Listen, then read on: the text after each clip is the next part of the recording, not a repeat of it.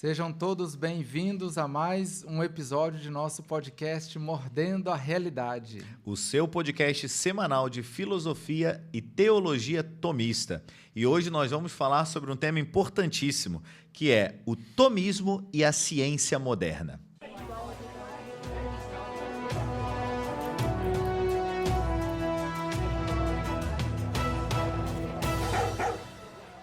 Muito bem, então nesse episódio de hoje, nós vamos falar sobre o tomismo e a ciência moderna. E para isso nós trouxemos, padre, o Luca Almeida. Seja bem-vindo. Muito obrigado. Obrigado. Por, nessa correria total aí, conseguir estar conosco. O Luca ele é graduado em Artes Liberais pelo TAC, Thomas Aquinas College, em New England, Estados Unidos. Então, um convidado aí quase internacional. Quase. E quase graduado também. Não sou, na verdade, graduado. Eu parei no junior year, então falta 1 ano e meio. Então, semi-graduado. Tá por aí, mas ele, por humildade, não vai falar, mas é grande referência, né? Grande referência para nós, na internet também. Tem feito um trabalho muito bonito, né? A gente admira muito o trabalho que ele tem feito de divulgação do tomismo, da filosofia de Santo Tomás, e numa linha muito boa. A gente vai entrar nisso também, né? As várias linhas de estudo de Santo Tomás. Muita gente pergunta, né, padre, pra gente, poxa, mas como estudar Santo Tomás? A gente tem no Centro Tomista a nossa plataforma de curso, que a gente segue mais ou menos o esquema que nós aprendemos, né? Começando com a lógica, filosofia da natureza, filosofia do homem, metafísica, ética, teologia natural e por aí vai. E também latim, estudando um pouco. Ele estudou artes liberais, né? Depois você explica para a gente o que é arte liberal, o que é educação clássica, como que entra Santo Tomás nisso. Mas, bom, seja muito bem-vindo. A alegria é muito grande tê-lo aqui conosco. Obrigado pelo convite. Quase que não aconteceu, né? Então, graças a Deus que a Divina Providência nos trouxe aqui. Estou muito feliz de participar. Queria muito vir aqui participar desde o primeiro episódio que eu vi de vocês. Ainda o centro era bem pequenininho, ainda eu vi. Eu achei fantástica a ideia e gostei muito. E é um prazer para mim estar aqui com vocês. Eu acho que as pessoas queriam muito isso também, me cobravam muito que eu viesse, que eu realmente falasse um pouco mais, né? Em podcasts. Eu moro bem no interior, então é difícil para mim vir a São Paulo, ainda mais agora com um filho pequeno. Mas deu tudo certo. Estou muito feliz de estar aqui, como você falou, né? Estudei no Thomas Aquinas College, em New England. Tive essa grande graça de estudar 2 anos e meio naquela que é considerada a melhor faculdade de educação clássica do mundo hoje, né? E eu acredito firmemente nisso, que isso é verdadeiro, né? Infelizmente não me graduei, mas foi para um bem maior. Vim me casar, né? Construir minha família. Espero um dia voltar, terminar. Mas em 2 anos e meio tive uma formação muito boa, muito sólida. E acredito que tenha os princípios necessários para também prosseguir da minha maneira, né? Nos meus próprios estudos. E é uma alegria vir aqui falar daquilo que é a minha vida hoje, né? Que é filosofia e teologia de São Tomás. Conta um pouquinho pra gente como foi essa sua trajetória também estudando Santo Tomás. Você foi para lá, caiu de paraquedas? Uma loucura. Deus não cansa de nos surpreender, né? Eu ouvi recentemente essa frase. Eu já falei para vocês, vou falar depois, mas... de fato, Deus não cansa de nos surpreender. Eu me converti com 17 anos. Na verdade, assim, eu tive um contato com a igreja nos meus 13, 14 anos, né, com movimentos de jovens. Mas logo deixei de lado. Eu era atleta, também jogava basquete. Então, na minha cabeça de 14 anos, eu tinha coisas mais importantes para fazer. Né? Com 17 anos, eu comecei a cursar Engenharia Química na Universidade Federal do Rio Grande do Sul. Saí do 3º ano, logo entrei na Universidade Federal. E sofri muito na Universidade Federal, essa é a grande verdade. Assim, sofri muito com perseguições e não escondia que eu era, de fato, um católico de direita, né? Na época nós tínhamos todo aquele avivamento daquela questão do Bolsonaro e questão política. E eu fui mais um daqueles, né, que de fato se levantou contra as injustiças que aconteciam. E na minha concepção, na minha mente de 17 anos, catolicismo e direita eram a mesma coisa. Assim, uma concepção completamente equivocada. Isso é legal de falar aqui também, porque as pessoas acham que as pessoas na internet são infalíveis, né? Mas não tem problema nenhum de dizer que eu já defendi diversas coisas erradas ao longo da minha vida. Provavelmente defendo muitas coisas erradas agora. Sim, né? sim. E daqui a, 20 anos, você, olha só o que eu falei no podcast lá. Mas a gente tem que ter a humildade de reconhecer que, como a graça supõe a natureza, ela também aperfeiçoa a natureza. Né? E com o tempo a gente vai melhorando e vai entendendo coisas mais preciosas, né? E mais verdadeiras. Então, comecei a cursar Engenharia Química e eu lembro que a história da minha conversão basicamente assim, eu por essa questão política, comecei a entender que muitas pessoas que falavam de política, na verdade, eram católicas, né? E que elas defendiam princípios mais universais do que princípios meramente políticos, né? Comecei a estudar esses princípios e comecei a entender que existia algo de bonito na igreja, né? E que o movimento que eu sempre tinha feito ao longo de toda a minha vida, né? Principalmente minha curta vida, minha adolescência, não que ela seja longa agora, mas menor ainda, tinha sido de dar as costas para a igreja. Então, assim, as coisas que eu aprendia na escola, eu simplesmente assumia como verdadeiras, né? E não perguntava à igreja, honestamente, qual era a resposta que a igreja tinha para dar, que seria a posição mais humilde que você deveria ter, né? Olha, alguém está acusando uma outra parte, você tem que ouvir a outra parte, é o mais justo, né, de se fazer. Eu nunca fiz isso, sempre havia dado as costas para a igreja. E quando eu comecei a ouvir o que a igreja tinha para dizer sobre essas acusações, eu percebi que tudo que eu havia aprendido sobre a igreja era mentira, de fato, né? E então foi basicamente esse processo de diversos ônibus de 1 a 2 horas por dia, indo e voltando da faculdade e lendo. Comecei a ler o catecismo, porque eu tinha o YouCatzinho, aquele amarelo. Eu tenho pavor daquilo lá, mas eu tinha aquilo na época. E o Bento XVI, vejam só. Eu sempre conto essa história porque ela merece ser contada. O Bento XVI tem uma carta de introdução ao YouCat, naquele livrinho, onde ele diz assim: estudai a doutrina da igreja, este é o desejo do meu coração. Eu fiz uma live recentemente, foi com o pessoal do Rasta lá, e eu falei para eles que quando eu li isso no ônibus com meus 17 anos, assim, mas o que este velho decrépito quer aqui, entendeu? Por que o último desejo da vida dele é que eu estude a doutrina dessa instituição velha e decrépita como ele?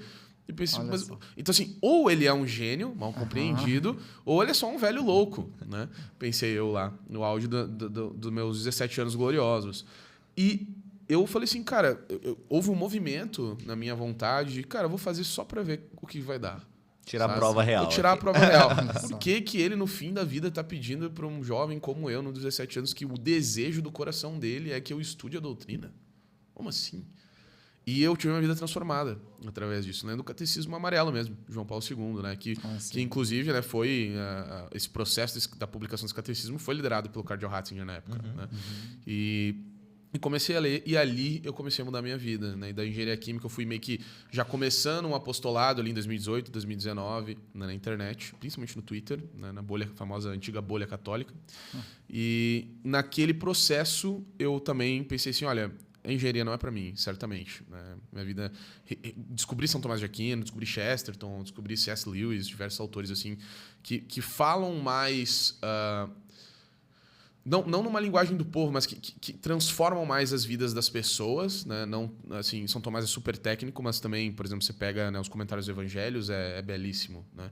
Então, essas coisas começaram a me mudar. E em 2020... 2019 para 2020, transferi meu curso para economia na época. Eu achava que isso iria acompanhar os anseios do meu coração, para estudar uma coisa menos prática, talvez um pouco mais especulativa. A economia é super prática também, depois fui descobrir. Mas na minha cabeça era isso que estava acontecendo. Eis que na minha primeira semana de aula, na Universidade Federal do Rio Grande do Sul, vocês devem lembrar que aconteceu no primeiro semestre de 2020, Covid. Sim. Né? E aí... Ficamos lá, meses encerrados em casa. Foi o pior ano da minha vida, certamente. Assim, foi o pior, melhor ano da minha vida. Porque eu tive muitos desafios naquele ano, enquanto pessoa, assim, porque eu estava lá nos meus 19, 20 anos e o mundo paralisado. Né? E aquele momento eu achei interessante, porque tem aquele lema, né, dos cartuchos, né, que é a cruz permanece parada enquanto o mundo gira. E naquele momento o mundo parou. E no momento em que o mundo parou, eu vi a cruz. Que estava parado. E uma vida que eu estava tendo assim, horrível e tal, em sentido de rotina, porque era tudo muito bagunçado, a gente não sabia o dia de amanhã, né, o que ia acontecer. Um pré-apocalipse assim, acontecendo, né? Ou até pior, se você quiser dizer. E um belo dia, quando eu não tinha mais nada para fazer, eu tinha consumido todos os conteúdos possíveis do YouTube, todos os conteúdos da Netflix, tudo que podia eu tinha feito. Eu sentei na cama assim e fui olhar o status do WhatsApp. Quem que olha isso, né? Nunca tinha feito isso. E aí havia um amigo meu, Gustavinho, né, que hoje é casado, tem família, e ele tinha sido admitido para o TAC. E eu lembro que ele postou uma foto com o Blue Book, que é o documento de fundação do Thomas Aquinas College, e a camisa da classe de 2024. E eu perguntei, cara, você vai fazer um curso? Vai para uma coisa assim? E ele, não, cara, eu vou para os Estados Unidos, vou estudar lá. Né? Cara, mas como assim? Como é que você conseguiu isso? Cara, eu tenho um brasileiro trabalhando no setor de admissões lá, e ele tá recrutando brasileiros para estudarem lá. Eu falei, pô, cara, tô interessado. E foi assim que eu entrei em contato com o professor G. Guerreiro. Foi assim que na época não era professor G. Guerreiro, era só Jean. Ele trabalhava lá no TAC? Sim, o Jean foi o segundo brasileiro aí pro TAC. E ele me ligou de New England, uma neve assim, furiosa. New England debaixo de neve. E aí ele me ligou e me contou um pouco mais sobre a escola. E o que me interessou mesmo né? Isso tá no programa do TAC. Que nos 2 últimos anos, em teologia, se estuda somente a Suma Teológica. E a Suma já era um livro que eu amava. Mas assim, eu li e entendia acidentalmente as coisas, né? Assim, entendia um pouco. Falei assim, cara, eu quero estudar isso. Né? E eu fui pro Thomas Aquinas College sem saber o que é educação clássica. Olha só. Porque não existe educação clássica no Brasil, né? Eu assim, não sabia o que era educação clássica. Não sabia a divisão da filosofia. Eu fui por quê? Eu queria estudar teologia, eu queria ser teólogo. Né? Vendi todas as minhas coisas. Eu lembro assim que quando a gente tinha um cursinho em defesa da fé católica, que eu vendi por R$20 na época, para juntar dinheiro para ir. Eu lembro que eu mandei um print pro Jean disso. Quando eu paguei a passagem, comprei passagem só de ida, quando eu paguei eu tinha 21 centavos na conta. Assim, deu o dinheiro certinho. Deu tudo, literalmente. Literalmente dei tudo e fui. Assim, E essa foi a melhor decisão que eu tomei na minha vida. Assim, foi o que levou a ser a pessoa que eu sou hoje, a conhecer a minha esposa, a ter meu filho, né? Tudo passa por ali. E quando eu cheguei lá, eu vi que, na verdade, o que eu precisava não eram os 2 anos da Suma Teológica. Né? O que eu precisava eram os 2 primeiros anos de base para ler a Suma Teológica. Isso. Eu nem sabia que existia uma base. Porque, assim, no Brasil não existe isso, entendeu? Não. Tipo assim, cara, olha, eu tô lendo a Suma Teológica, pega a Suma Teológica e lê, e entende e se vira. Isso é uma coisa depois também que você pode ajudar a gente a esclarecer para o povo, porque muita gente pergunta, como estudar Santo Tomás? A gente indica, claro, o nosso itinerário, a gente distribui material e tudo, mas demanda um grande esforço. E eu penso que muitas vezes por isso, né? Porque as pessoas acham... Eu vejo 2 extremos. Primeiro, um que não lê Santo Tomás. Exato. Não vai nos textos. Isso. Só lê alguns comentaristas, vê vídeo no YouTube, Errado. etc. E aí é uma miscelânea de informação e não tem jeito. E por Confusão. outro lado, o cara que não, tem que ir direto. Aí pega, abre a Suma Teológica, prima pares, questão 1, questão 2, aí vai artigo 1. Aí você já entra em teodiceia, imagina. Que sem saber nada de filosofia da natureza, nada de metafísica. Então também sem um método, sem um guia, sem ler as outras obras. Então, essa parte propedêutica é fundamental também. E eu acho que assim, o problema que as pessoas têm hoje, eu acho que é um pouco diferente do que eu tinha. Porque assim, eu acho que hoje as pessoas só estão com teimosia mesmo. Porque tá todo mundo falando, cara, não é bem assim. Né? E o pessoal teima, não, é bem assim. Então tá, cara, faz errado. O meu problema não era esse. O problema é que não tinha ninguém para falar. Querido, olha só, tem essa pilha de livros aí que você tem que ler, entendeu? Que é pré-requisito, querendo ou não. Né? E não assim, é uma pilha de livros que eu tirei da minha experiência profundamente sentida com São Tomás. Não, é algo que sempre foi feito na história da igreja. Todo mundo dessa tradição de pensamento, todo mundo, não só os tomistas, mas todas as outras escolas, né, católicas leram essa base comum aqui, né, um ponto de partida. Todo mundo sai daqui, inclusive todos os tomistas. E foi basicamente o que eu descobri indo para o TAC. E assim, e você teve professores, você foi para uma instituição, isso é o que eu falo também. Eu falo, gente, não se aventurem essa realmente a aventura autodidata. Assim, é claro que muitas pessoas não vão ter como ter um tutor, um guia de estudo, etc. Mas é o melhor jeito. É perigosíssimo. Você ter um mestre, alguém que... Esse é o princípio metafísico. Nada passa da potência ao ato sem outra coisa já em ato. Exatamente. Então, eu acho que é muito importante o que você falou e eu aproveito até o espaço para falar isso aqui, né? As pessoas acham que a gente está falando isso por marketing, mas não é por marketing, cara. Entendeu? Se fosse por marketing, ficava assim, sei lá, cara, gravava qualquer coisa, entendeu? Cara, não é por marketing. O negócio é o seguinte, autodidatismo, tá? É raro. A grande verdade é que pessoas que são bem educadas por si mesmas, né? São casos raríssimos. Nós temos alguns exemplos e eu não vou falar publicamente aqui nomes nem nada assim, mas mesmo nos exemplos que nós temos de pessoas que obtiveram êxito nisso, estudando por si mesmas, né, sendo seus próprios mestres, mesmo aí você vai ver que nas ciências elevadas essas pessoas não sabem do que estão falando. Tem lacunas, né? Você vai ver que assim, a pessoa é muito boa em filosofia política. Realmente, em filosofia política a pessoa é excelente.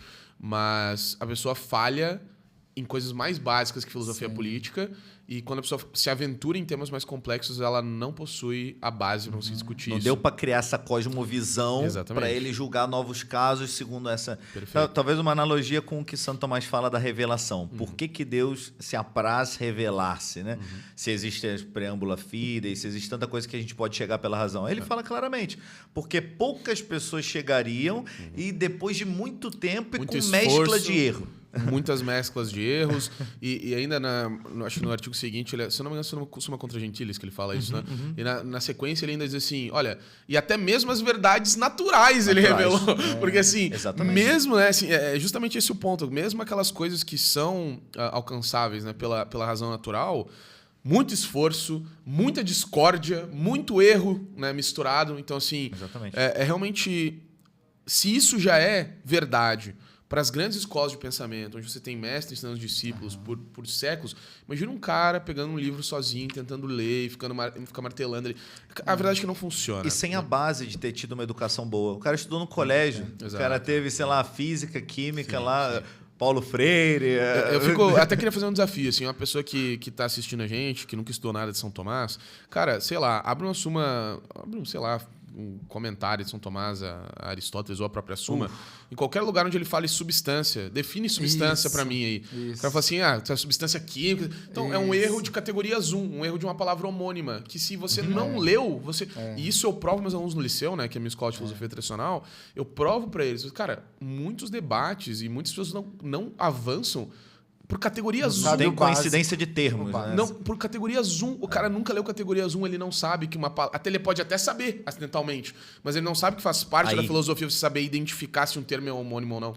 Ou, sei lá, a primeira via, por exemplo, o pessoal fala, não, a primeira via foi refutada pelo Big Bang. Cara, o que é movimento para você? Tipo, o que é uma passagem de um átomo a uma potência? O que é? Você entende o que é potência? O que é? Ou, sei lá, eu vejo, às vezes, identificando a quinta via com design inteligente. Não, é verdade. Ou a segunda via da causalidade, às vezes eles falam, não, mas o mundo, de eternitate mundo, é como se o mundo fosse eterno, fosse refutar a segunda via. Ou seja, nada a ver, não está entendendo os termos que são... Exato, isso é da segunda via até interessante, porque nem pode ser verdade isso, porque Aristóteles prova o primeiro motor imóvel e Aristóteles também acreditava que o tempo era eterno, entre aspas, né? Então, de forma nenhuma, um princípio causante incausado, ou uma causa eficiente absoluta, poderia refutar ao mesmo tempo a ideia de um tempo infinito, porque Aristóteles acreditava nas duas coisas perfeitamente. Exatamente, né? Então, exatamente. isso nem seria possível. Então, novamente, desconhecimento de coisas básicas comuns, né? Às vezes eu vejo acontecer, por exemplo, sempre a gente conversando assim, às vezes tem um problema muito complexo acontecendo aí na sociedade, alguma coisa muito polêmica. Às vezes a gente vai conversar, olha, o pessoal que só está confundindo substância e acidente. Exato. Essa questão aqui é acidental, não é para estar esse barulho todo, não. Está reduzindo as causas à causa material. São várias coisas assim, não que você vê, você olha... que você vê, está reduzindo... Você vê pelo prisma da filosofia tradicional, que é uma filosofia muito mais universal, né, que na verdade é uma ciência com princípios mais universais, e na verdade é um erro de escopo, né? Isso, vários problemas que as pessoas analisam, né? Facilita a vida, né, que você vai... Exato, é. A pessoa olha assim, não, quero analisar o mundo da metafísica com o escopo da química. Cara, assim, você não vai conseguir em si mesmo, porque a química não é feita para isso, né? Eu lembro, na engenharia, o pessoal falava, cara, a física não está preocupada se Deus existe. É isso. É verdade. Tá certo? Aquela física, que estudo da locomoção, é verdade. Tá Essa física não está mesmo preocupada. O problema é vocês acharem que não existe outra ciência além dela. Esse é o problema. Né? Então, mas toda essa confusão, desse choque de mundos, né, entre filosofia tradicional e ciência moderna, que eu consegui entender no TC, que, olha, não, existe realmente um processo realmente histórico onde essas coisas aconteceram, né? E existe um certo crossover entre as duas coisas, né? Uma veio da outra, basicamente a ciência moderna ela nasceu dentro da filosofia tradicional. Vocês não sabem isso, ou não sabem, ou ignoram completamente isso, né? O que é um absurdo. E foi nessa ida para o Thomas Aquinas College que eu percebi que, cara, o que eu precisava não era suma teológica exatamente, né? As dúvidas que eu tinha, elas não eram dúvidas teológicas, elas eram, na maioria, dúvidas filosóficas, sem dúvidas de lógica, dúvidas de metafísica, de física, né? Então, realmente, essa minha jornada até o TAC abriu meus olhos para isso, né? Então, eu percebi que, sei lá, né? Você estudar essas coisas deveria ser o básico para todas as pessoas que almejam a vida intelectual e que, infelizmente, no Brasil, essa tradição ela não existe, né? Nem das artes liberais, ou se existe é muito pequena, e das ciências elevadas, no caso a filosofia e a teologia, simplesmente não existe. Né? E como que é isso? Explica um pouco também para o pessoal de casa. Arte liberal, o que seria isso? Arte, ciência, Sim, perfeito. como que é essa parte da educação clássica? Assim, como é que funciona o negócio? Né? A educação clássica, eu costumo definir ela como a soma de duas coisas. Artes liberais mais ciências elevadas. Né? De uma fórmula matemática. A soma dessas duas coisas.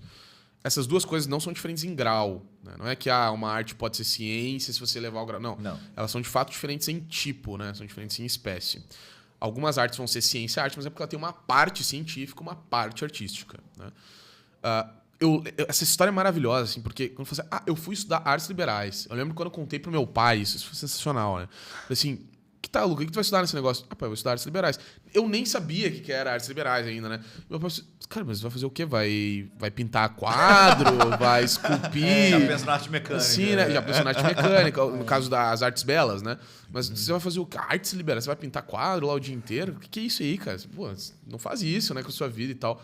E as pessoas têm uma noção de arte completamente absurda, né? Mas é porque não existe cultura de arte liberal. De propósito no Brasil isso foi destruído, né? Olha só. Então, quando eu realmente entendi isso, foi também algo que transformou minha vida, né? Então, como é que funciona, né? Essa parte inferior, né? Inferior porque são as artes, o que são essas artes? Né? Então, na educação clássica a gente tem artes liberais e as ciências elevadas. As artes liberais, elas são o quê? Né? Antes de explicar o que é uma arte liberal, preciso explicar o que é arte. Sim. Né? Então, a arte, segundo São Tomás, ela é uma certa ordenação da razão, né? Por onde, por meios determinados, um fim determinado é produzido. Essa é a definição que ele dá. Né? Então, essa é a definição da arte. Então, toda arte envolve um certo ordenamento, uma certa ordenação da razão, né? Por esses meios que eu determino, eu vou produzir algo. Né? Então, a característica principal da arte é que ela tem uma opus. Ela tem uma obra que ela é produzida depois de uma certa ordenação da razão ter sido efetuada. Existem diversos tipos de arte. Né? Muitas ciências, que vocês acham que são ciências hoje em dia, na verdade, são artes. Né? Um exemplo disso é a medicina, um grande exemplo disso. Né? Então, as artes elas são divididas em diversos tipos. A mais básica delas, você já citou, né? Que são as artes mecânicas. Né? Então, é a arte de fazer essa mesa aqui, Isso. por exemplo. Né? Então, olha, eu preciso de uma madeira de tal tamanho, eu preciso polir as extremidades, eu preciso pregar numa outra madeira de tal tamanho. Então, tem uma certa ordenação da razão e o opus dela, o resultado dessa mesa que tem aqui. Né? Eu tenho a arte de encadernar livros. Né? Então, eu tenho que pegar tal folha, tenho que passar uma cola, novamente tem um processo da razão e eu formo isso aqui. A arte de fazer espadas, né? O ferreiro vai pedaço de metal, né? Tenho que aquecer, moldar e tal. Essas são as artes mecânicas. Né? Elas têm esse opus que serve realmente para a vida prática, no sentido prático mesmo. Né? Ainda existe essas artes que vão para o meio do caminho, que são as artes do belo, que o pessoal fala, né? Que seria basicamente são as pinturas, né? As esculturas. Porque elas têm uma opus física mesmo. Né? Elas têm uma opus que você vê assim como a mesa, mas a finalidade dela, por exemplo, não é colocar coisas em cima, né? Como é na mesa. Você pergunta qual a finalidade da mesa. A mesa vai servir para se apoiar, para colocar as coisas em cima, nos microfones e tal. Se eu tenho uma estátua, por exemplo, né, de Aristóteles, o fim dela é representar alguma coisa e me levar a pensar sobre isso. Isso. Né? Quando eu tenho um quadro... Uma música, né? A música já é arte liberal, mas quando eu falo do monumento ou da pintura, a música também tem isso, a arte do belo no sentido de que ela tem um produto que é físico, que a música não tem o som, né? Que também é parte da música, mas não é exatamente o opus da música. Tá? Isso é bem interessante. Mas você tem a estátua, você tem a escultura, aliás, né? E você tem o quadro. E é muito interessante porque, ao mesmo tempo que é algo físico, como o livro ou como a mesa, o fim não é um fim prático nesse sentido, mas o fim é apontar para o belo, apontar para o transcendente. Talvez nesse sentido a música poderia se dizer uma arte meio híbrida, assim? Nesse sentido, sim. É porque o opus da música, já vou explicar isso. O fazer dela é por exemplo, compor a partitura e tudo, é toda uma arte também. Exatamente. Produção. É isso que é arte, propriamente dito. Mas o som que você escuta que te leva a contemplar o bem, a verdade, etc., é a arte do belo. Não, é que a contemplação da verdade, ela pode ser feita com qualquer coisa. Né? Então, isso que a gente não pode confundir. Então, você pode contemplar, por exemplo, a beleza da veracidade de um silogismo. Sim. Né? Sim. Por exemplo. E, no entanto, você não A vai dizer lógica que o não é silogismo uma arte é do uma arte belo. do belo. Né? Mas é justamente isso que você falou, né? O opus da música, a gente já vai falar dela, não é tanto o tom, porque o tom é o objeto mesmo, né? Claro. Mas realmente ordená-los de maneira que se produza algo ali, né? Então, isso é uma distinção sutil, né? Mas que faz Legal. diferença. E aí, enfim, nós temos então as artes mecânicas, as artes do belo, ou as fine arts, eles têm esse termo em inglês, as artes finas, né? E aí depois você tem, por fim, as artes liberais. Né? E qual que é a principal diferença? Né, Por que liberal esse termo? Liberal, as pessoas... Nossa, eu falo liberal... Condenado! Herege, você nunca leu a Mirar e Voz. Né? Assim, calma, liberal não é por isso. Você fala, sou professor de educação católica liberal. Quê? Católico e liberal na mesma frase? Não é liberal de liberalismo, tá, pessoal? É liberal num outro sentido. Liberal no sentido de que quando você contempla a verdade, você é um homem mais livre. Entendi. Só isso. Né? Liberdade no sentido metafísico, assim, no do bem. Metafísico, exatamente. E qual que é a diferença, então, da arte liberal, para esses outros dois tipos de arte? A principal diferença é que o opus desse terceiro tipo de arte, ele vai pertencer imediatamente ao intelecto. Né? Então, o opus das outras duas artes, eles pertencem ao intelecto enquanto são ordenados por ele. Né? Mas isso aqui, um livro, não pertence prática, ao meu intelecto imediatamente. Uma obra factível, factibilium. Assim. Exatamente.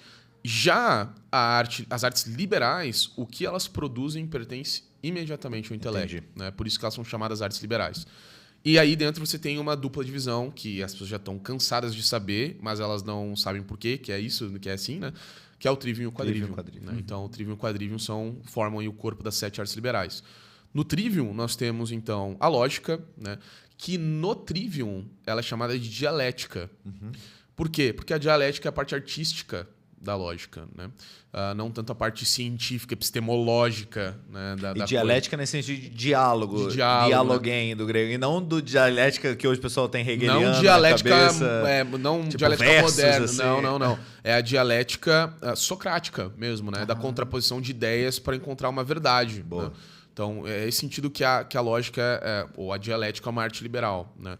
Do trivium. Depois você vai ter a retórica, evidentemente, e a gramática. O que essas três coisas têm em comum? Elas têm o mesmo opus, né? A gente diz que elas trabalham com discurso, todas as três. Né? Então, e o discurso não é um livro, não é uma mesa, não é uma escultura, não é uma pintura. Né? O discurso pertence imediatamente ao intelecto. Né? Porque o que é o discurso se não a expressão das nossas ideias? Né? Então, todo manual de lógica escolar que você vai encontrar, você vê, né, que a expressão da ideia no discurso é o termo. Né? E que eles são correspondentes. Então, basicamente o que você tem aí é o discurso. A palavra seria a expressão desse termo, a expressão verbal. A expressão verbal da ideia. Né? E aí a gente chama ela de termo, essa coisa aí. Né? Mas é isso. E a ideia não é nada mais, nada menos do que a abstração da da coisa. Né? Então, eu tenho a coisa no seu modo essencial, a coisa no seu modo inteligido e a coisa no seu modo significado. Só isso. E, inclusive, o Martin Ehrenmark vai dizer que a única diferença... Isso aqui é super disputado, tá? Mas ele disse, eu acho interessantíssimo, que a única diferença entre essas três coisas é acidental de lugar. Que uma está aqui, outra está no intelecto, outra está no discurso. Mas, enfim, isso é disputado, é bem interessante.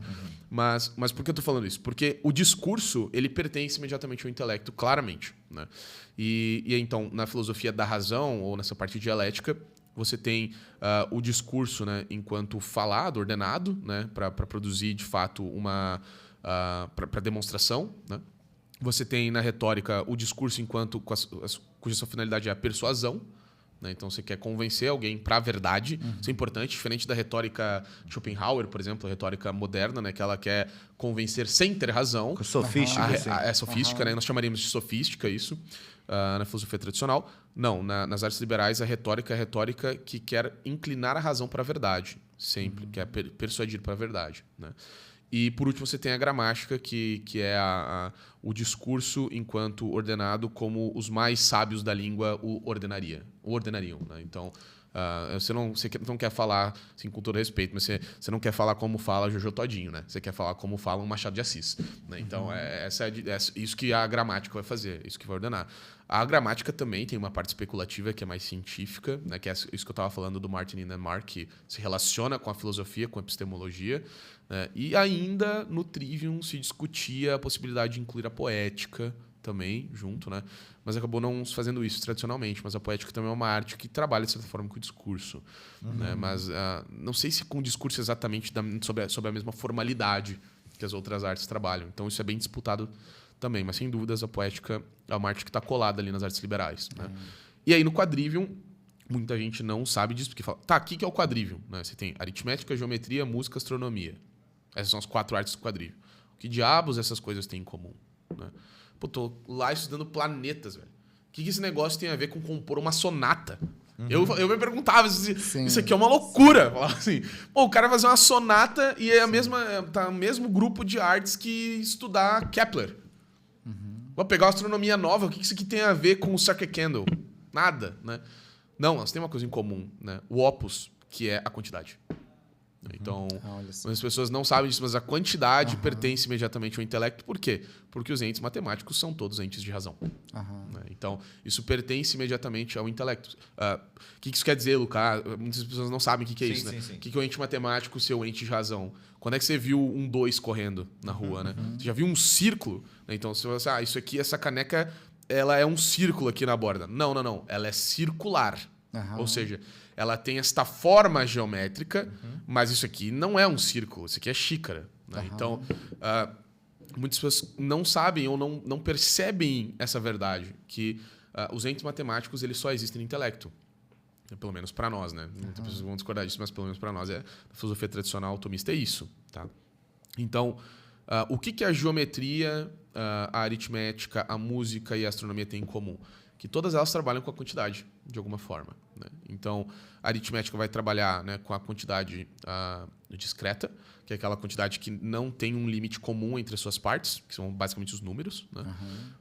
A geometria vai trabalhar com as quantidades contínuas, né, que Aristóteles vai definir como sendo o ponto, a linha, o plano e o sólido, que se você pegar uma linha qualquer, né, você vai ver que ela sempre tem suas partes com limites comuns entre uma e outra. Né? Inclusive, ele vai incluir isso aqui é assunto para depois, mas vai incluir, inclusive, o tempo e o espaço. Né? Aristóteles diz isso categoria 6. Né? Então, as quantidades de continuação, ele faz uma descrição. Ponto, linha, plano, sólido, espaço e tempo. Né? E daí nós já sabemos que, por exemplo, o tempo jamais poderia ser o primeiro motor imóvel. Né?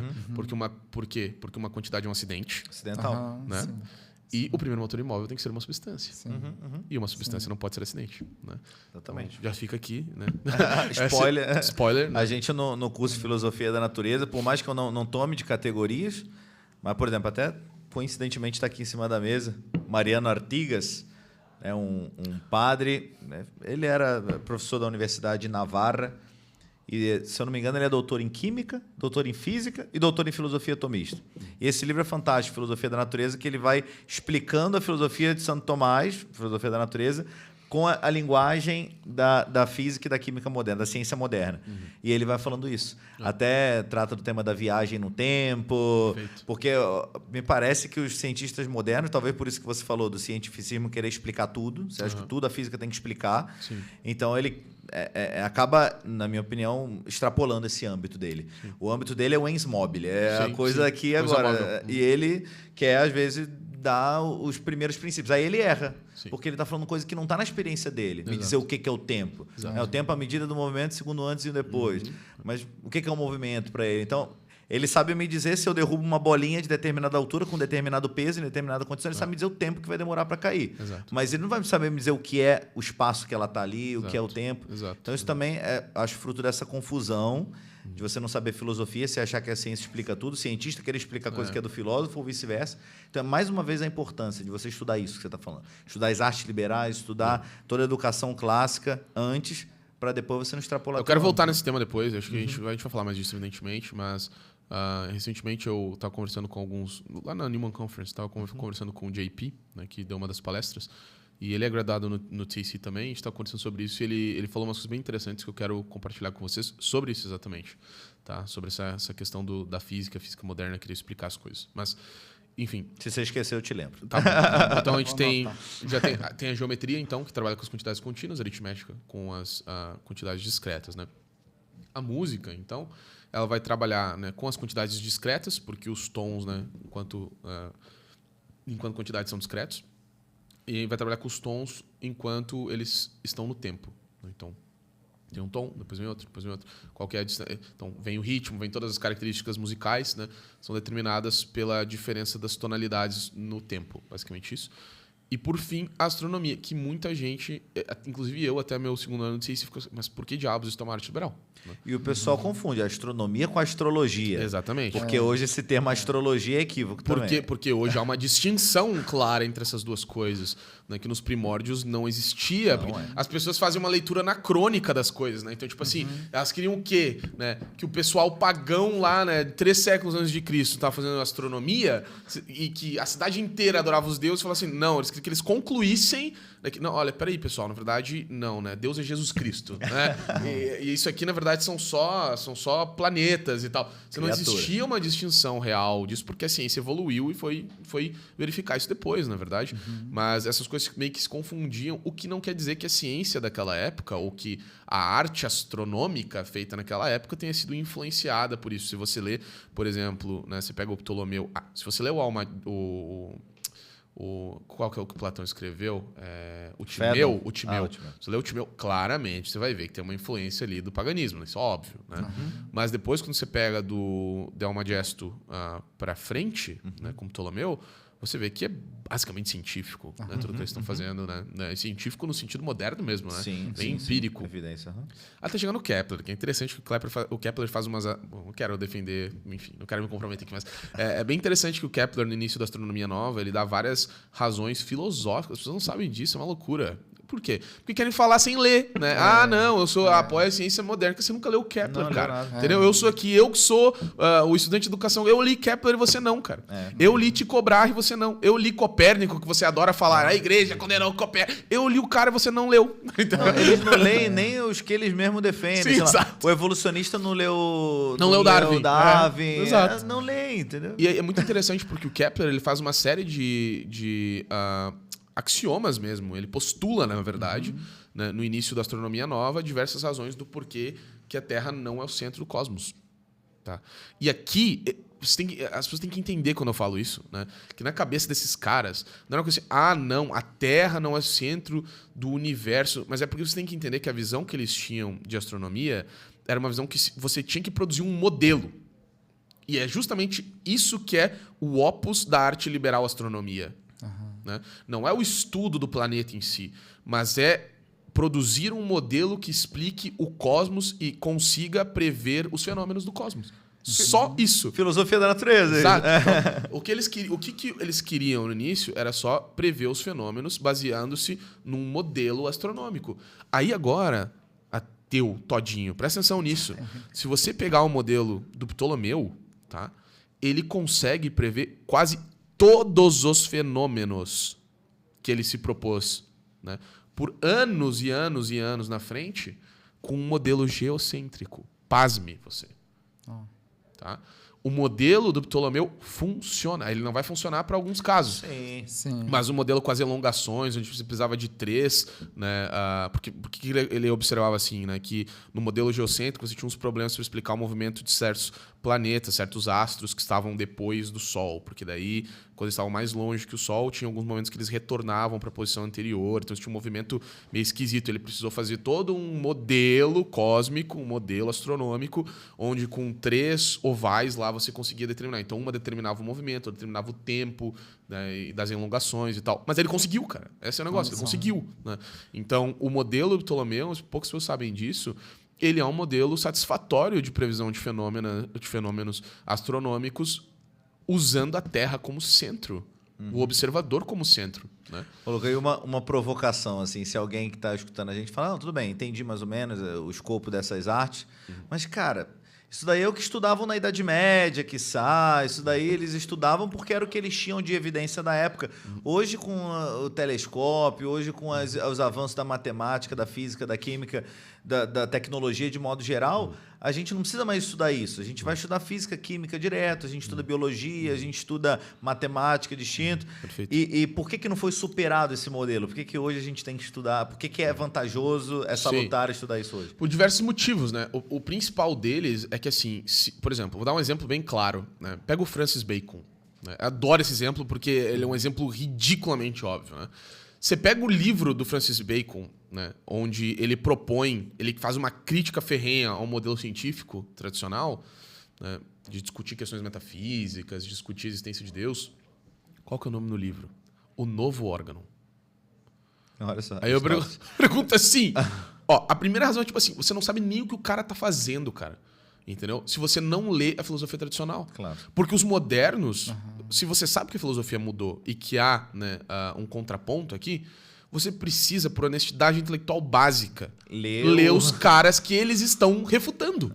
Não é verdade? Porque senão você corre o risco de, meu Deus do céu, estar lendo uma refutação de algo que o autor não disse. Né? Então, você precisa ler os autores que vieram antes para saber o que é que eles estão fazendo. Então, assim, eu vou ler o novo órgão do Bacon. Sem ter lido o órgão aristotélico, você não vai fazer ideia do que o Bacon está refutando. Você só vai ficar de macaquinho batendo prato lá, repetindo as coisas que ele está falando.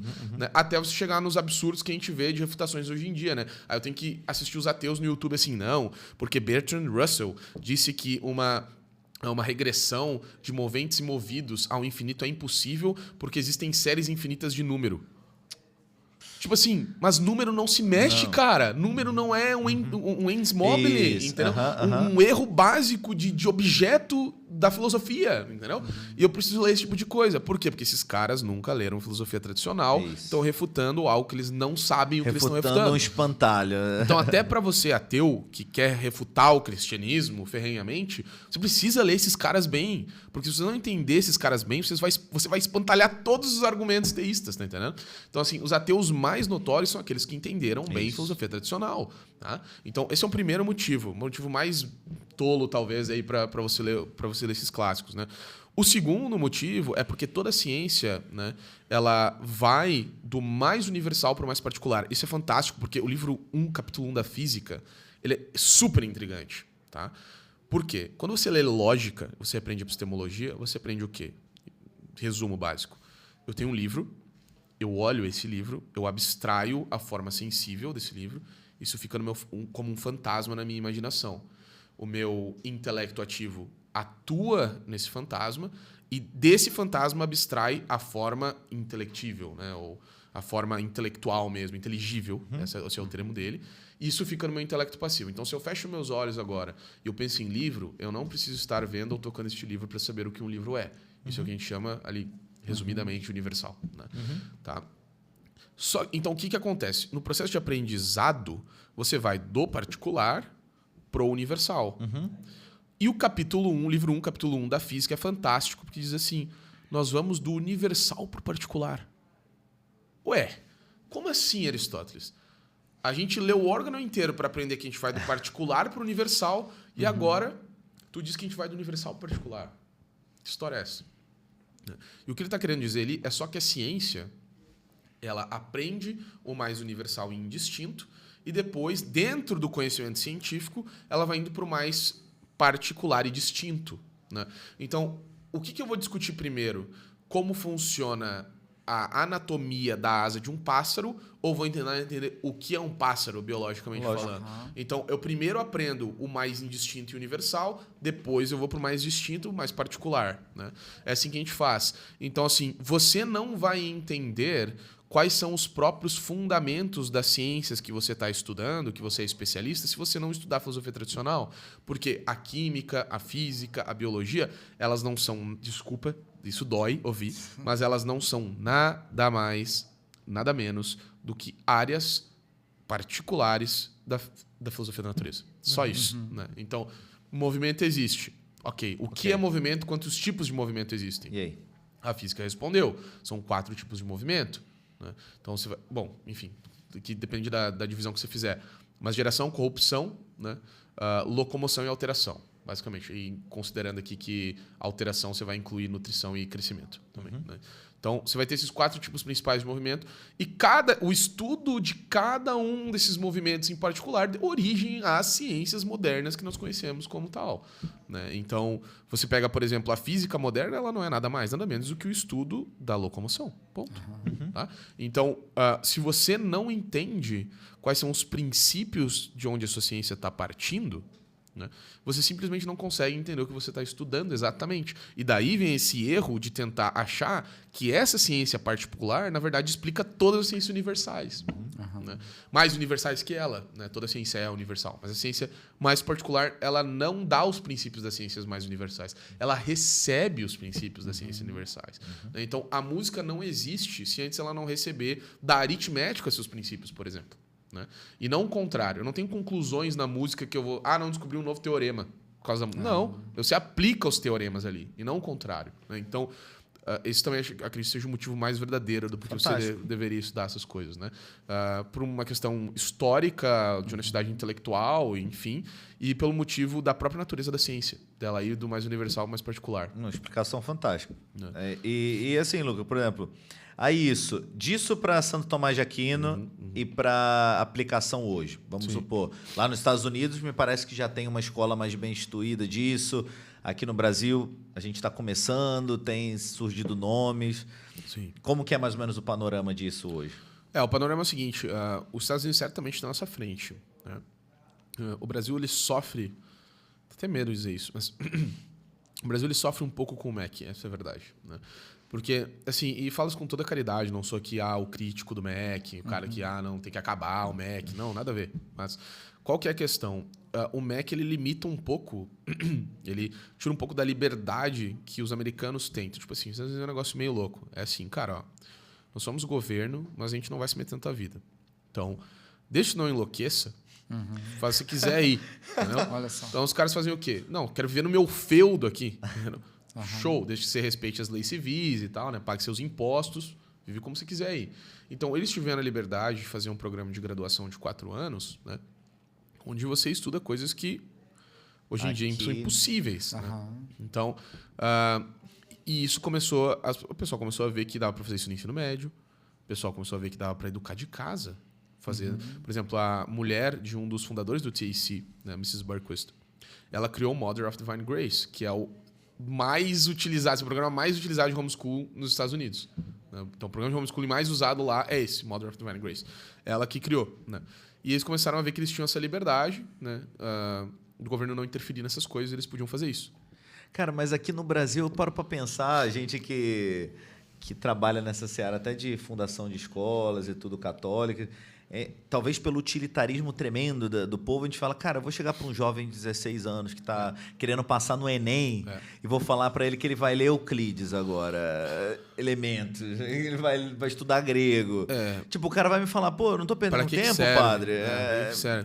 Então, assim, são dois problemas. Então, deixa eu tratar primeiro do que você perguntou antes e depois eu vou falar desse que eu acho que esse é mais grave, inclusive. Tá? Então, o primeiro é o seguinte, por uma questão...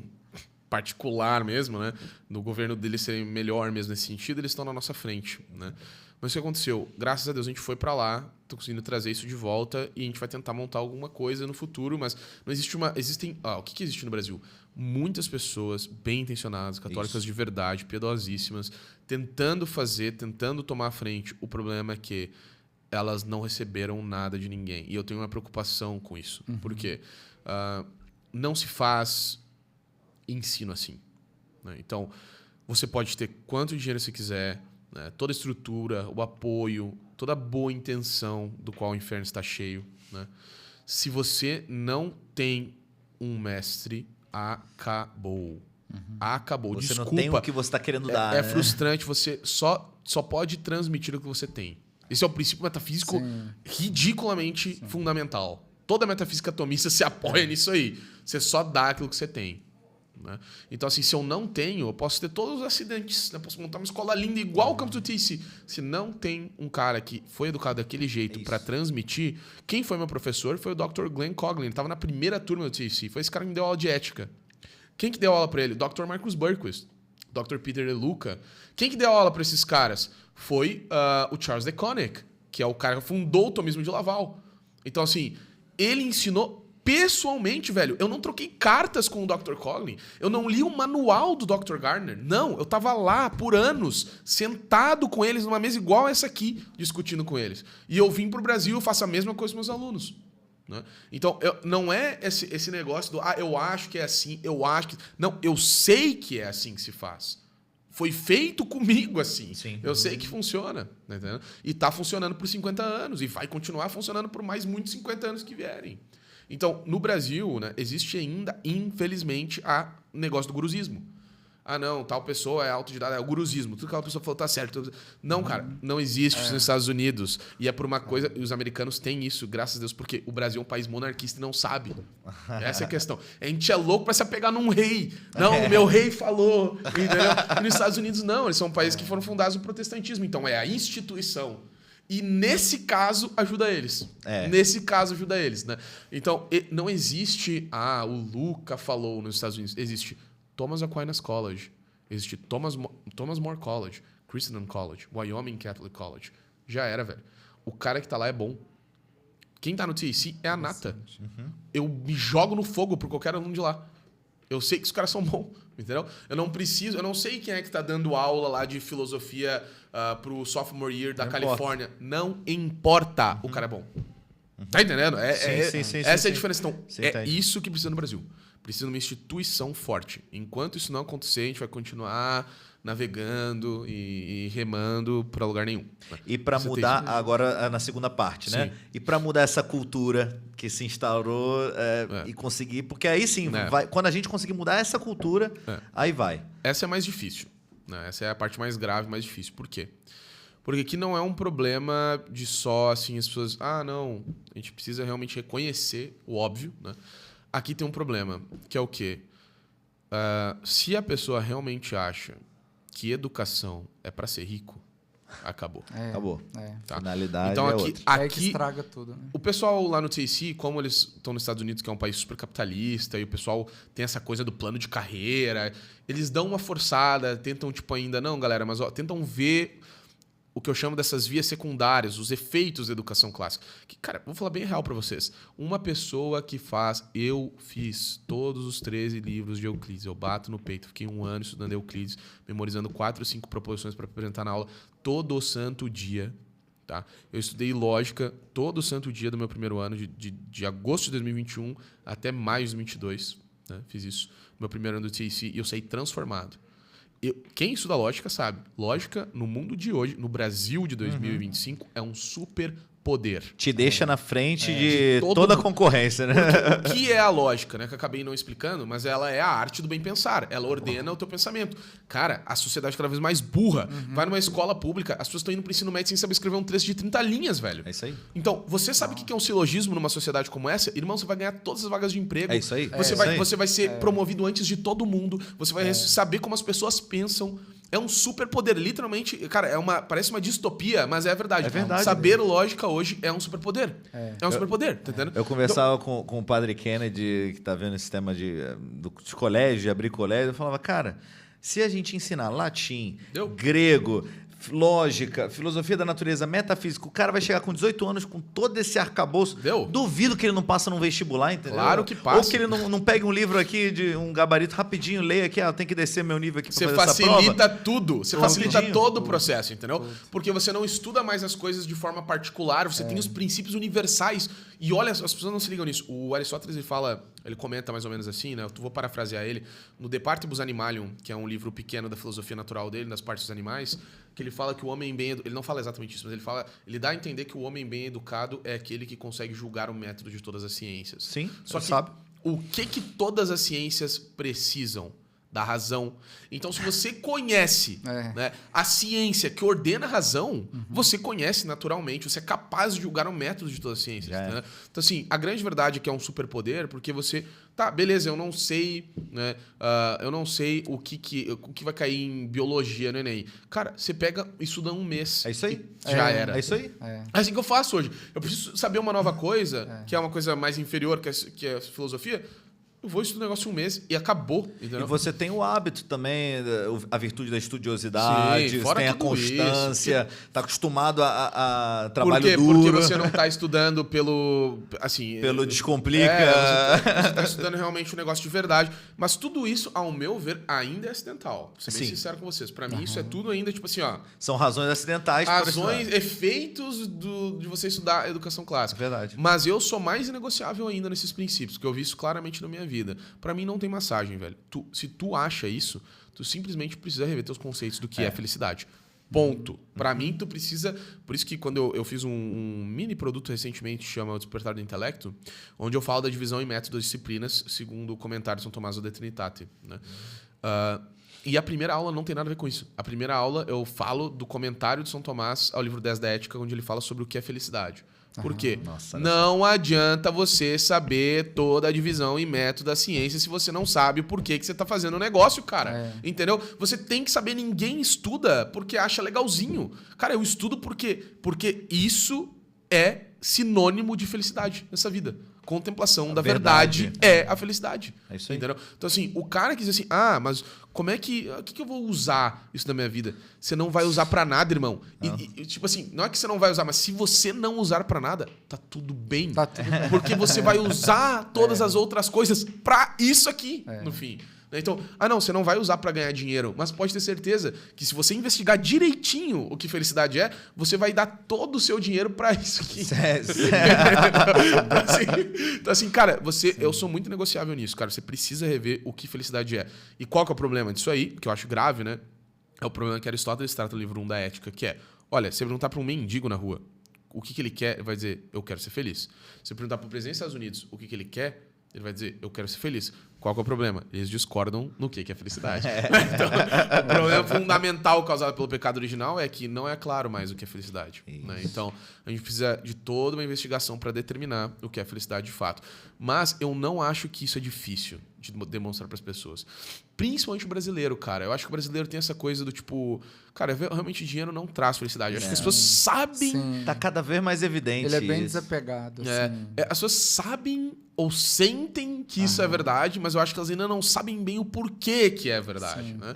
Elas sabem que o prazer... Assim, o que as pessoas não sabem, ao meu ver, e não sentem, é que, por exemplo, os prazeres da carne não são a felicidade. As pessoas não sabem disso. E o pior, nem as virtudes são a felicidade. Claro. Né? Porque o bem último, a felicidade última, você precisa querer por causa daquilo mesmo, né? Por si mesmo. E as virtudes você ainda busca para a felicidade. Isso. Então, ela ainda não é o fim último do homem. Né? E aí, São Tomás e Aristóteles vão definir a felicidade como sendo a principal atividade do homem, né? Que é a atividade intelectual. Não ela atual, mas ela habitual. Né? Então, o hábito... ou seja, é uma das virtudes, vai ser uma das virtudes intelectuais, a maior das virtudes intelectuais, que é a sabedoria, elevada ao seu grau máximo, que conduz à contemplação da verdade. Então, isso é o conceito de felicidade. Né? Aquilo que vai se chamar de eudaimonia, né? Seria basicamente isso. Que é o conceito evoluído, tratado de eudaimonia, né? O conceito verdadeiro de felicidade. Então, eu sou bem negociável nisso, cara. Acho que as pessoas precisam de uma grande reflexão de qual o meu fim último. Né? E falando no sentido teológico, inclusive, a visão beatífica, ou céu, ela difere no objeto, mas ela consiste, de certa forma, na mesma atividade. Né? Você não vai para o céu ficar sentindo Deus. Inclusive, estava falando com um padre amigo em Roma, falou assim, olha, o padre Manuel dos Santos, lá de Porto Alegre, nós estava pregando, falou assim, padre, mas eu não sinto Deus. Você quer sentir alguma coisa, você chupa uma bala. Ela assim, porque... Não, você não vai, entendeu? A visão beatífica, ela consiste, visão, aqui no sentido análogo, justamente na contemplação de Deus, que é uma atividade intelectual. Né? Então, uma coisa é você conhecer a verdade e outra é contemplar a verdade conhecida. Né? Isso é mais elevado, né? Você contemplar a verdade que você já conhece. E, claro, que você tem uma mudança de objeto, porque a felicidade natural, eu vou contemplar o copo, ou a verdade conhecida sobre o copo. Na eternidade, vou contemplar o próprio Deus. Né? Professor, olha uma coisa interessante, assim... que eu já observo desde o início do seminário. Duas coisas aí. Geralmente, eu fico vendo lá no seminário, o pessoal, é uma alegria. Já notou como o ambiente de seminário é tão alegre assim, sabe? Sim. Uma alegria assim. E não é normal, né? Desde que eu entrei em seminário, tô vindo de lá agora, não é normal você ficar escutando dos rapazes assim, nossa, hoje eu tô meio para baixo, nossa, hoje eu tô meio para cima. Nunca ouvi. Não é normal. Eu chego lá, o menino tá do mesmo jeito. Do mesmo jeito que eu deixei, ele ficou. Que nem a gente está aqui nessa conversa assim, desse jeito animada. Olha que interessante, né? O senhor falando isso. Uma coisa que eu já tinha observado é a diferença que faz para a pessoa a vida da graça. Porque assim, o seminário ali não é mágica, porque todo mundo sai do mundo. Exatamente. Todo mundo sai do mundo com os problemas do mundo. Sim. Ok.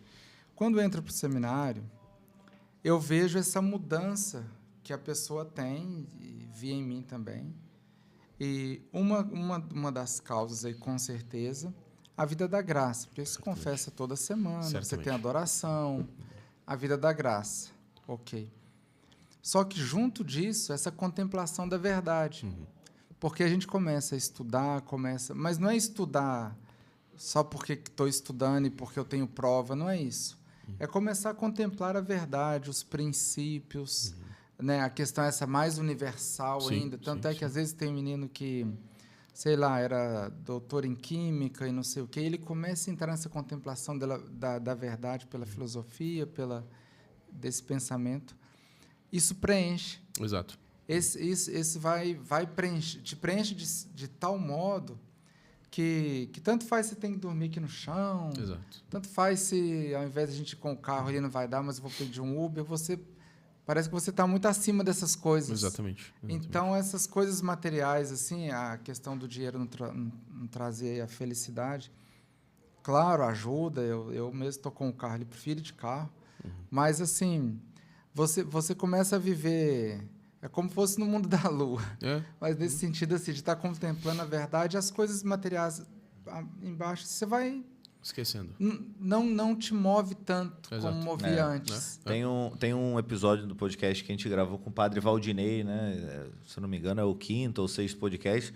Se vocês quiserem, entrem aí, dá uma olhada nos vídeos mais antigos, nos primeiros podcasts. Tem um que a gente gravou sobre a moral tomista. Com o padre Valdinei, que estudou na Angélica. Assim que ele chegou, a gente gravou com ele.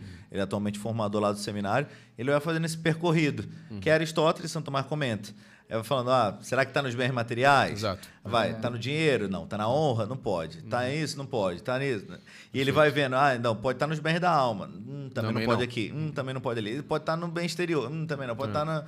Vixe, aí ele vai descartando e vai chegando que, de fato, é Deus. Digamos. Deus é a única coisa que pode preencher plenamente o coração do homem. E depois a gente também, na nossa plataforma de curso, a ideia é ter um curso de ética, né? Ética geral, ética especial, que a gente possa, claro, adentrar nas virtudes, toda a prima secunda, a segunda, mas também esse estudo propedêutico da ética, né? Que é muito importante isso mesmo que você falou. Onde está a felicidade do homem? Essa investigação é... A moral ela não é um manual de coisas que você tem que fazer e não tem que fazer. Não. É como que a lei, a própria lei, o Valdinei falou, é a pedagoga da liberdade. É que vai te ensinando o que você vai fazer para ser feliz. Exatamente. Que é a ideia completamente oposta da ideia moderna de liberdade, onde as leis restringem aquilo que eu realmente queria fazer. Não. A lei ela só te relembra o que você realmente quer fazer. Isso. Né? No fundo, essa é a ideia correta de liberdade, de lei. Né? E você falou da vida da graça, que eu acho que é um âmbito... Assim, hoje em dia se difunde ou se traz de volta aquele tipo de educação clássica pagã, né, que não é educação clássica católica, que tem seus méritos, né, evidentemente, mas que ela falha novamente porque ela não compreende a realidade do pecado original. Para mim, isso é... Assim, não existe isso aqui de educação clássica sem os princípios da fé católica. Ao meu ver, não funciona. Não. Isso não funciona separado. Tá? Não tem como você entender o que é o homem de verdade sem a revelação. Todos que tentaram com uma antropologia não católica falharam miseravelmente, especialmente os modernos. Né? Então, você vê a antropologia, por exemplo, você pega o Leviatã, né, do Hobbes, tem uma antropologia esquizofrênica, né, que em comparação com a realidade antropológica humana, você vai ver que, assim, toda a cosmogonia de pensamento dele, ou seja, toda a cadeia de silogismos que ele faz para chegar nas conclusões que ele tira, tudo aquilo é perfeito. Só tem um problema. A base, que é a concepção antropológica de homem, tá errado. Tá errado. Então, é triste, mas é verdade, né? E é muito interessante o que você falou, padre, porque eu fico pensando assim... como a realidade da graça, e isso São Tomás fala, né, que a vida da graça, a vida especulativa, ele diz, em comparação com a vida prática, ela é análoga à vida divina com a vida humana. Existe um abismo entre a vida intelectual e a vida prática. Né? Mas, e de onde é que vem esse problema? Vem do seguinte, das pessoas não conseguirem adentrar na vida intelectual. Vem do seguinte... Eu posso até aceitar, na minha razão, você me provou demonstrativamente que a felicidade está na contemplação da verdade. Só que tem um bichinho na minha vontade que não deixa. É isso. Entendeu? Então, isso aí você não supera com 1 milhão de sessões de psicologia atomista. Desculpa, você nunca vai superar. Tá? Você não supera correndo 10 mil maratonas. Você não supera com 5 mil dietas diferentes. Só se supera, isso a igreja fala há 2000 anos, só se supera o pecado com a graça. Com a graça. Isso. Ponto. Então, assim, quando você começar a se confessar toda semana, e eu tô dando testemunho pessoal, por isso aconteceu comigo, quando eu fui para lá. Quando eu comecei a me confessar, a ter direção toda semana, quando você começa a viver mais tempo em estado de graça que em estado de pecado, quando você começa com comunhão diária, você vai ver sua vida mudar. Transforma completamente. Né? E é por isso que o nível intelectual dos padres, principalmente na cristandade, ele é infinitamente superior ao nível dos leigos. Né? Porque o acesso à graça é mais comum, claro, tem graça de estado, né? De ser sacerdote. Mas a grande realidade é que a graça aperfeiçoa a natureza e no homem aperfeiçoa aquilo que na natureza do homem o faz mais homem, né? Que é a atividade intelectual. Então, eu só vi na minha vida intelectual verdadeiramente quando eu tive vida na graça. Sem um não tem o outro. Ao meu ver, essa é a minha experiência. Pode ser que tenha, mas a minha experiência me diz isso. E das pessoas que eu vi, sem vida na graça, não existe vida intelectual verdadeira. A coisa flui com mais clareza, né? Com mais leveza, né? Você já vai te dando aquelas luzes, né? Aquela coisa que você fala, rapaz... E não precisa nem ser exatamente essa coisa mágica que as pessoas pensam, né? Tipo, comunguei, agora, pum, sem se infusa. Não. Simplesmente dispõe sua vontade pro bem, habitualmente, para as coisas elevadas, né? Porque, por exemplo, os jovens sofrem muito com o problema da castidade. Isso é padrão, né? Ainda mais na sociedade do século XXI. E qual que é a primeira coisa que você precisa fazer para começar na vida intelectual? Uma reforma moral. Porque se eu tô sempre olhando assim, eu não enxergo as coisas que estão lá em cima. Né? Lembra da analogia da caverna? Ele sai da caverna e fica olhando pro chão, porque a luz é muito forte. Ele não consegue enxergar, né, o que tá lá em cima. Ele fica enxergando as coisas de baixo. E essa reforma moral, ela te dá lentes para que você consiga enxergar as coisas elevadas verdadeiramente. Né? Então, só que tem um problema. Sem a graça, você não consegue fazer esse movimento. Né? Porque se eu falar para você, não, padre, se eu me esforçar bastante aqui, né, no meu apetite irascível, se eu acordar hoje brabo, não fui na academia. Cara, isso até funciona um dia, mas a doutrina católica é clara, apetite irascível não é. Né? Não move o homem para o bem sobrenatural. Né? A única coisa que move o homem para o bem sobrenatural é a graça divina. É um ato desproporcional à natureza humana. Exatamente. Um ato de fé. É um ato sobrenatural. É Deus agindo em você. Certamente. Então, no fim do dia, né, você pode até saber, mas para fazer você precisa da vida na graça. Para que esse intelecto que sabe direcione a vontade que queira, você precisa de uma ação sobrenatural, porque sua natureza é ferida. Isso é doutrina católica. Tudo que negue isso é pelagianismo ou parente. Ponto. Fantástico. Parente. Muito bom. Bem. Nossa, a gente poderia aqui destrinchar muito cada um desses pontos aqui, mas o homem está cansado aí, está chegando agora de Roma aqui. Não, Luca, mas muito obrigado pela sua disponibilidade de vir aqui. Sim. A gente já queria tempo ter essa conversa contigo. E, bom, espero que seja a primeira de muitas, né, padre? Vamos voltar. Vamos voltar. Outras também, sim. Sei lá, a gente pode pensar em algum projeto educacional nesse sentido de dar aula para esse povo de Deus aí que está sedento, né? As pessoas têm procurado a gente, têm pedido formação, têm realmente estado sedento. Então, a gente pode pensar o que a gente pode, nesse sentido das artes liberais. A gente se especializou bastante em filosofia, mas eu acho que ainda não temos tanto nessa seara de artes liberais. Talvez a gente podia pensar em fazer algum curso, alguma coisa. Deixa aqui nos comentários o que vocês acham, se vocês se interessam no tema, né, e ouvir mais sobre isso. Qual outro tema vocês gostariam que a gente chamasse o Luca também para a gente tratar? Deixa aí que... Ele aproveitar que ele está amigo nosso, está disponível. Continuarei amigo. Animado. Com certeza. Obrigado sim, pelo convite. Novamente, é um prazer. Eu acho que, se me deixasse aqui, eu poderia falar umas 4 horas tranquilo sobre tudo que a gente tem para falar. Né?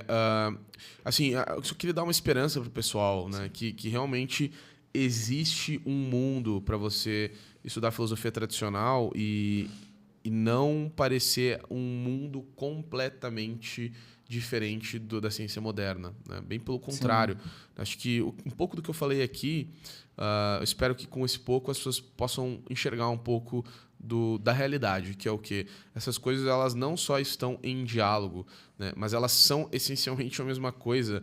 O problema é que tem gente pregando que elas não são, né? Mas elas são, de fato, estudos mais particulares de princípios mais gerais. A filosofia tradicional, a filosofia atomista, ela é só a mãe e o pai dessas ciências modernas, nada mais do que isso, né? Então é isso, sim. Eu gostei muito de estar aqui, né? Parabéns pelo trabalho de vocês também. E seguimos juntos, como sempre, sem parar. Tudo bem, Luca. Você já falou o nome do seu canal também? Pessoal, só procure meu nome. É redes sociais. Luca aqui. É só isso. @LucaAqui_. Pronto. Então, sigam também. Ele tem os cursos também que ele proporciona, também de educação clássica, de filosofia de Santo Tomás. Muito bom, recomendo. E se inscreva no nosso canal, se inscreva no canal dele. Venha estudar conosco aí, trilhar essa seara da vida intelectual. E, nos vemos na próxima. Valeu, tchau, pessoal. Deus abençoe. Obrigado.